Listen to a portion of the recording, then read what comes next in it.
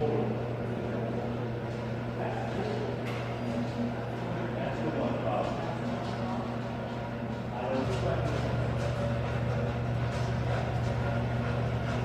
demonstration of the QLab QSun XE3HC Xeon Light Stability Weathering Tester.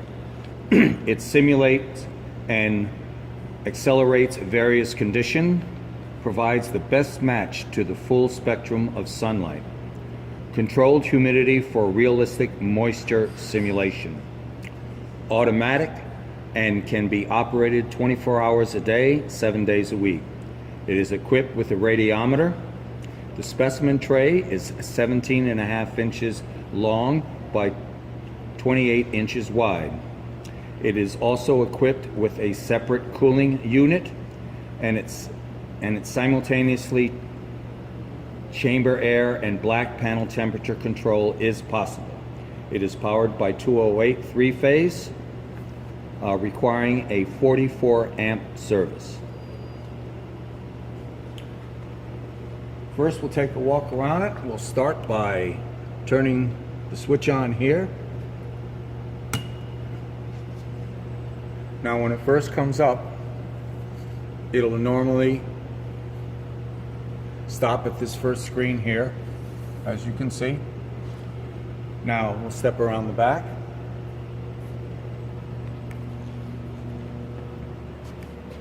Just before we start operating it, I'd like to show you that here is where your water supply would be, and a water drain as well. For purposes of our demonstration, we are using a charge bottle here. If we step around the other side, all the way around the back again, this is basically an air conditioning unit. But I just want to show you it's completely removable, and it lines up just like that. You bolt this duct on when you get it, and simply clip this in place. It is controlled also by the main unit as well. This is our main power coming in, this is our auxiliary power, and this is the power going to our cooling unit.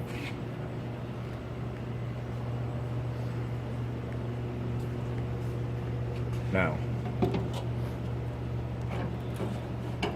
this is the inside chamber where you'd have your tray and you can put your specimen.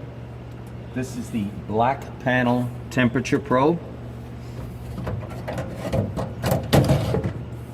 The black coating on it allows it to uniformly absorb all wavelengths coming down in the chamber.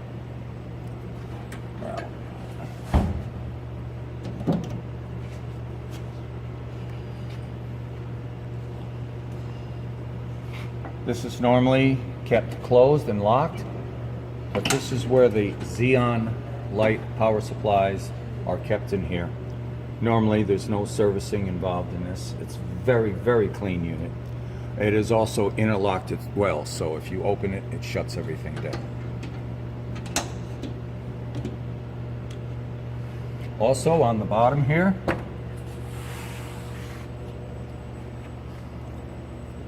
this is a filter that periodically should be cleaned. We're leaving you with a clean filter. This would also be where the water would come in through the back into a float control here, so that as long as there's between 70 and 90 psi of water pressure, it'll keep the system filled. If it does run out of water, it'll give you an alarm up top.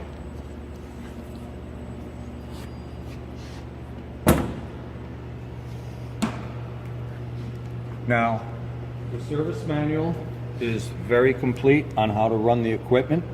One of the things that I find handy is, after reading some of the descriptions of the programming, they provide you with this really nice laminated programming chart.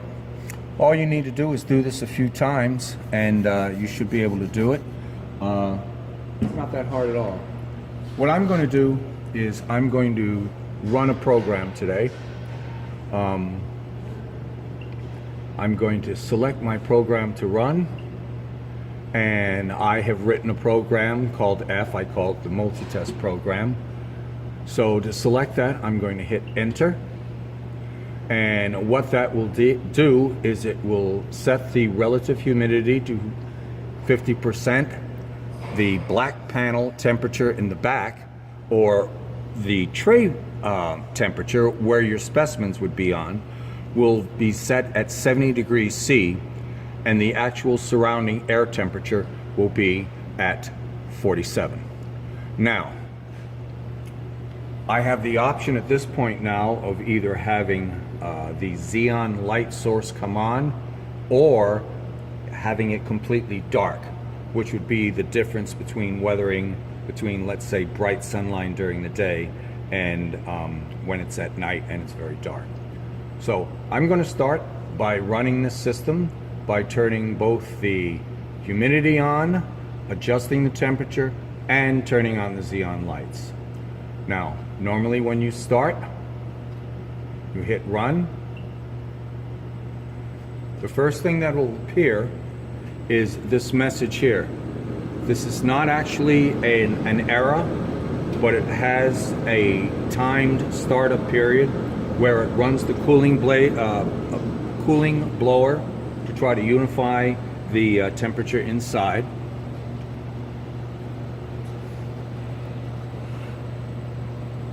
Now, as you can see here, our xenon lights have gone on. Our set points are 0.55 watts. This is our set point for our temperature, our chamber air, and our relative humidity.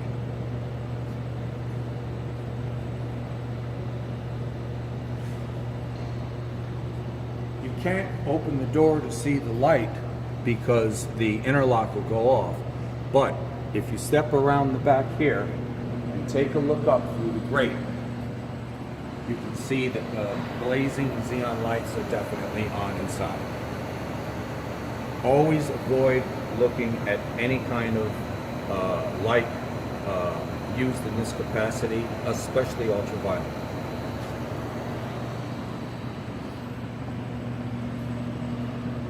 Now, if we go to our timer here, this was a test that I ran yesterday, and I set it for 1 hour.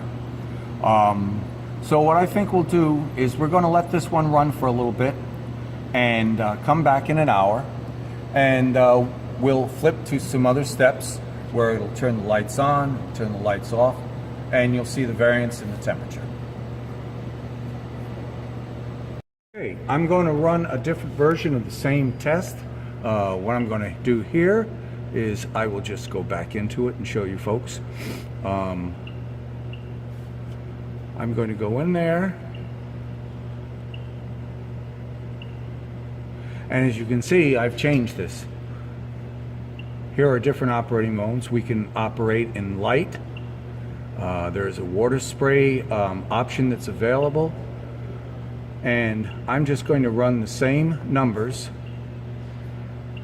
Hold on, I lost it. There. I'm going to run this way up, keep this at 38, but I'm going to do it in the dark. So I will enter, accept those changes, and here we go.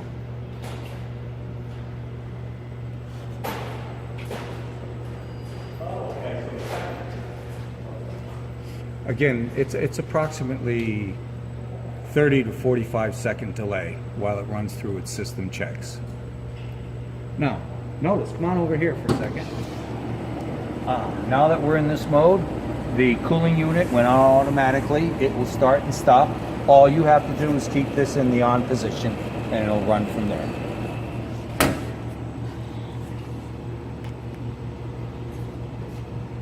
If we look at our panel here, it's now 0 since we don't have the lamps on anymore.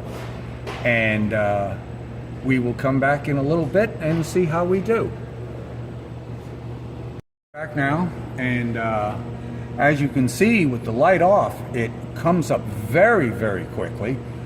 We have humidity of 93, we have a temperature of 37, our set point was 38, our set point was 95.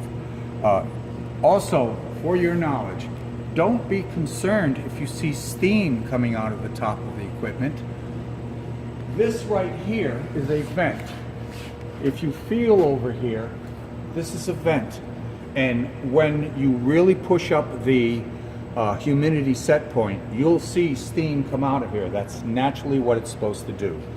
So when the piece of equipment is at your facility, you might want to consider some kind of duct if you don't want the condensation actually to pile up in your room.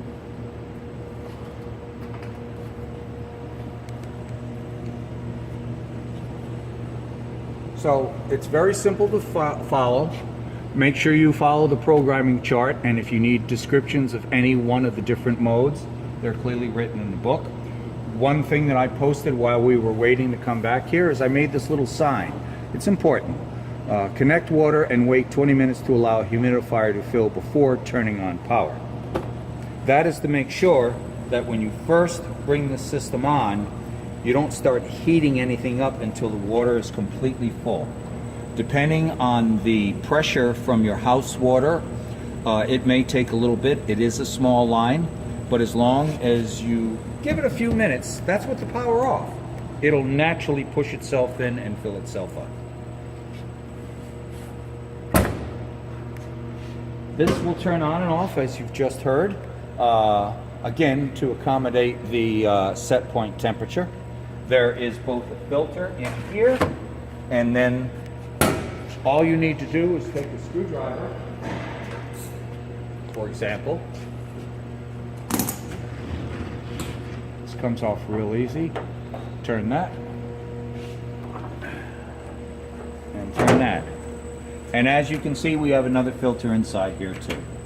These are common filters of a common size that you can just about get anywhere, Home Depot or any place that would have heating and cooling type of filters.